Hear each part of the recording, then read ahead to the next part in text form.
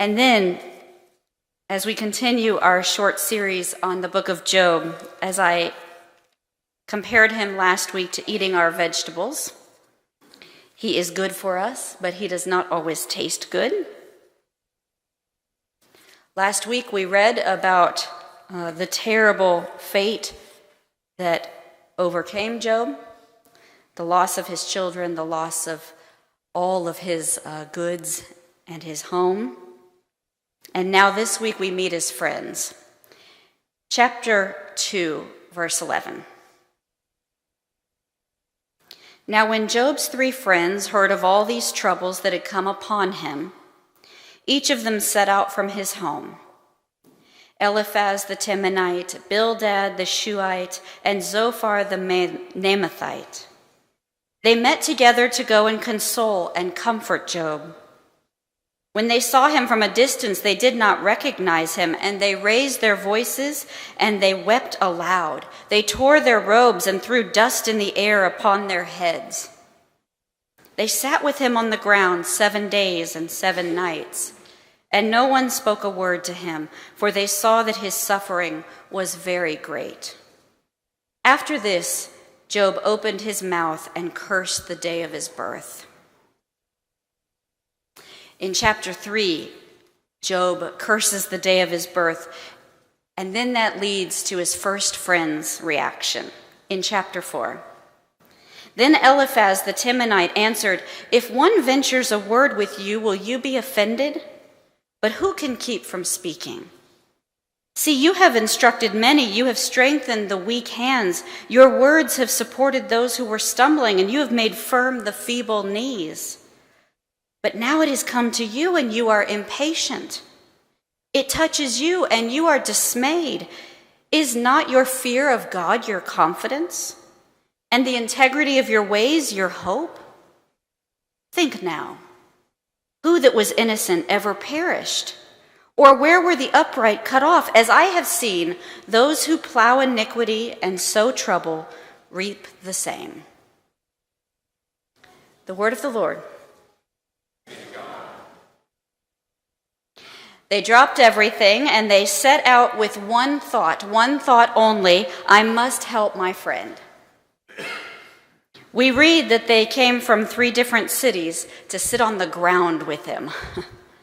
For 7 days, 7 nights, they sat on the ground with him. They tore their clothes and they held their tongues. I don't know if any of us could ask for better friends than that. A better friend than someone who would drop everything and come to sit in ashes with us. Then, after a week of silence has passed, Job finally feels the opening in himself to speak. And when he speaks, it is like a primal scream. "Perish the day I was born," he shouts.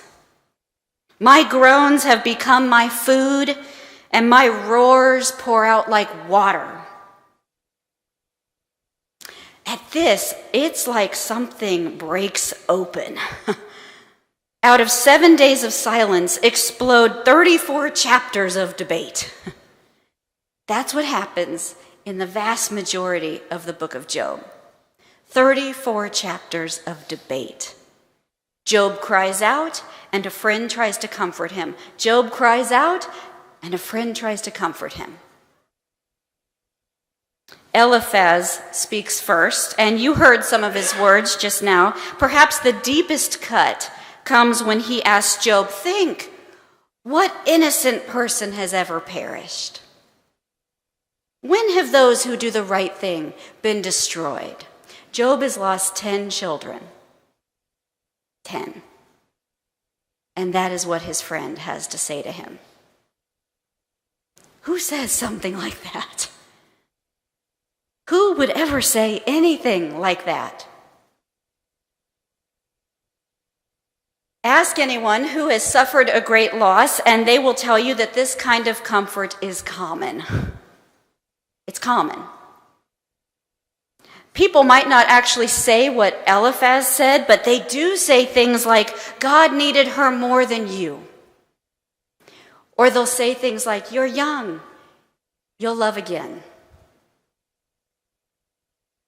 And even when we are trying to be thoughtful about what we say, even when we try to think it through before we walk in the room, we catch ourselves saying things we didn't mean to say, maybe even things we don't mean. Sometimes we say it because we don't know what to say, and it just comes out.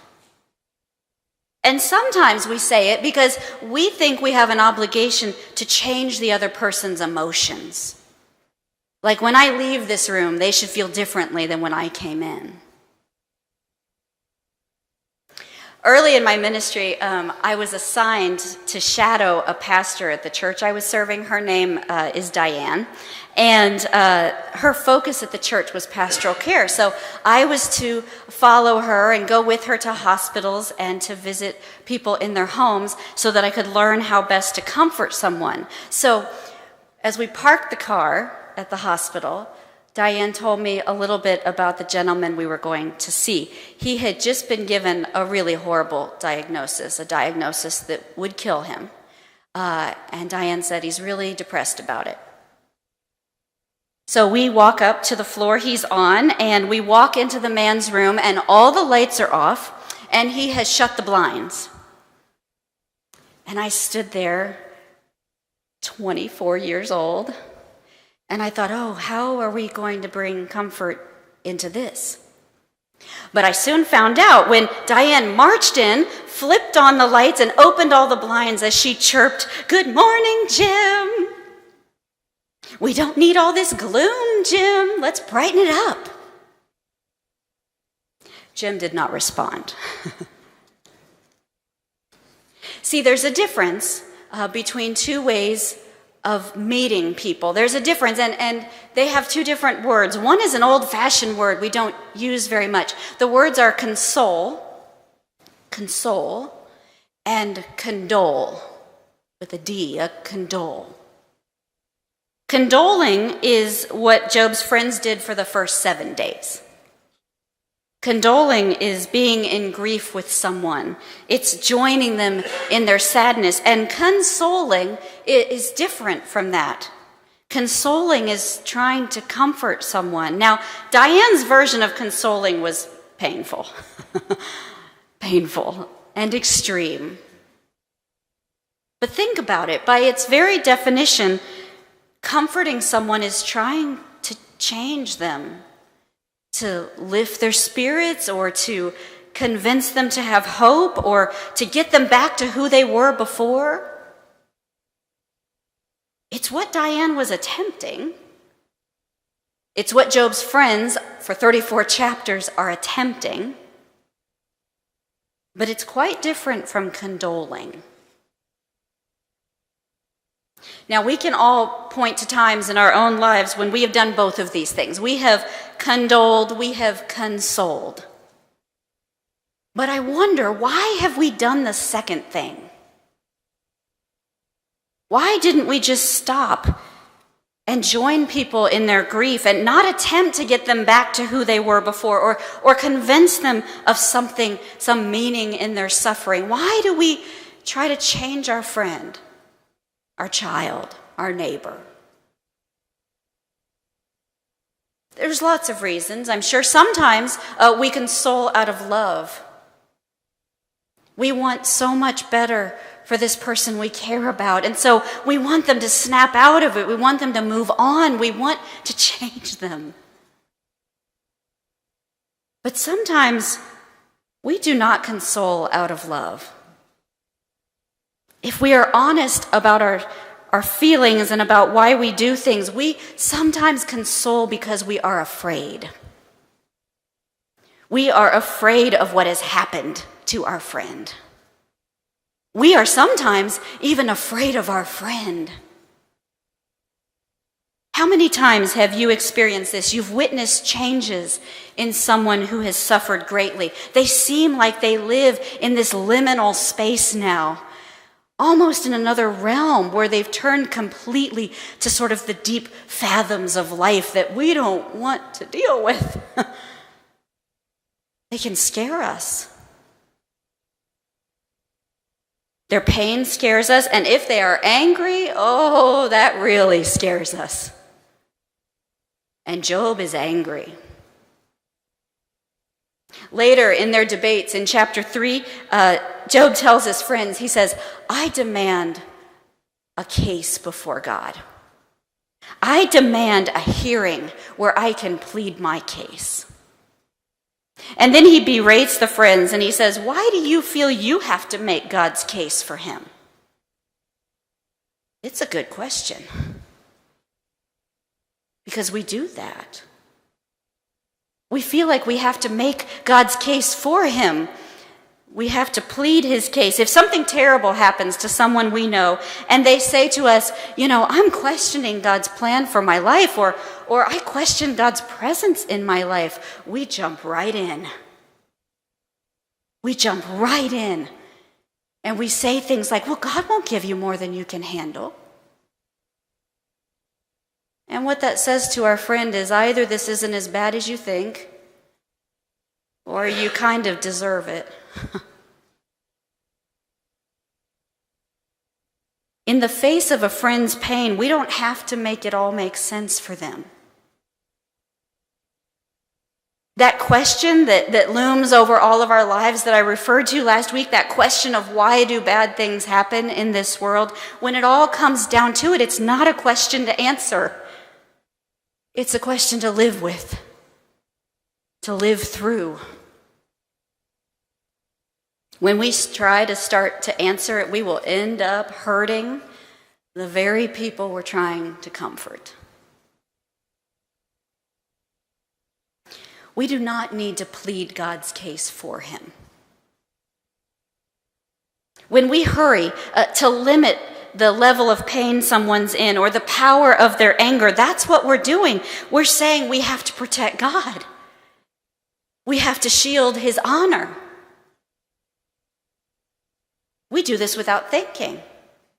We do it because it feels like the most faithful thing to do, and that's why we need Job so much.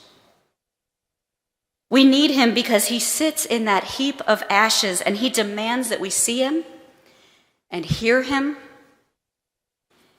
And he shouts at us saying, how weak do you think God is? Do you think he can't handle my grief? Do you think he can't face my anger? Do we? Do we think God is so weak that he cannot handle Job?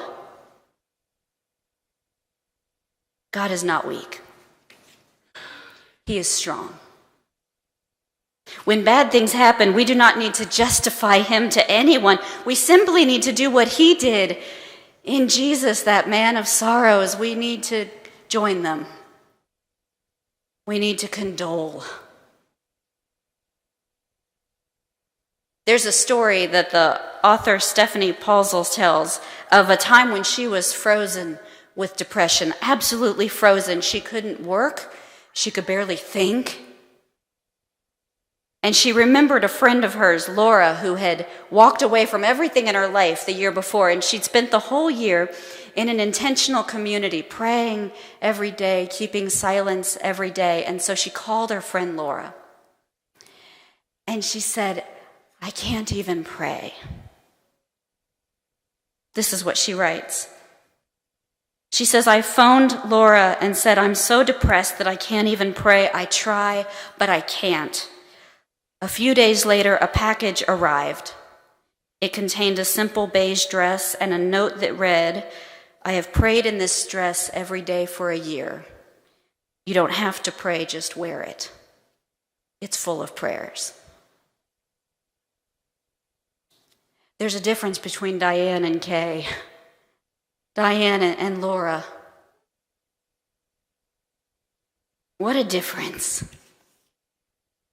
When we face suffering, when we join in someone else's suffering, there's no answer to be given. There is no problem to be solved. And it is not unfaithful to acknowledge that. It is not unfaithful to acknowledge there is not an answer. There is not a solution. When we try to make it make sense, we will mess it up every time. It really is enough, even when you are afraid it isn't, it really is enough to sit in silence together.